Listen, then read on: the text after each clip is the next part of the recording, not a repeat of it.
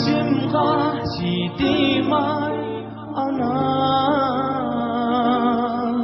Bak seyda bağrığa gidip çatlanğan men anam ekridim. Tunciktim illeğlip dedim.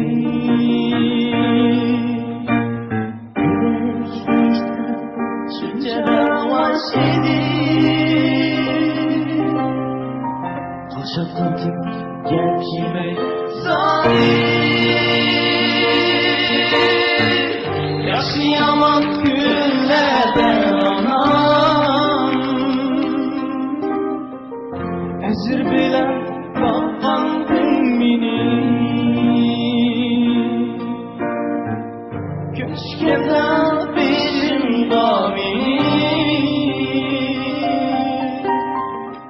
Tapamadım dostlarım neden? Senin düşüncenin fidaden.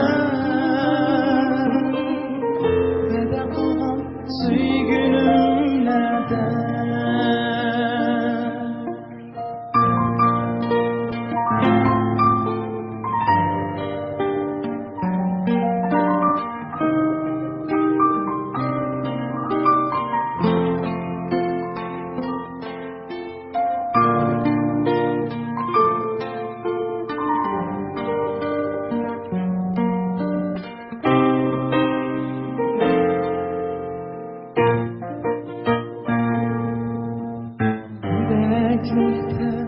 Çünkü ben vasidim.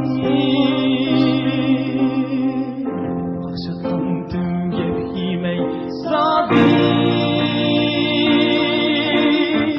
Yaşayamak günlerde anam.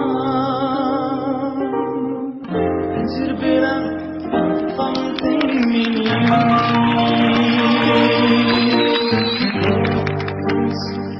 Geçirdim anam. Şıkledim dert geldi beşim kan. Namazımda tünen vaktimni. Ezir bilen çoğuldum anam. Namazımda tünen vaktimni. Ezir bilen çoğuldum anam.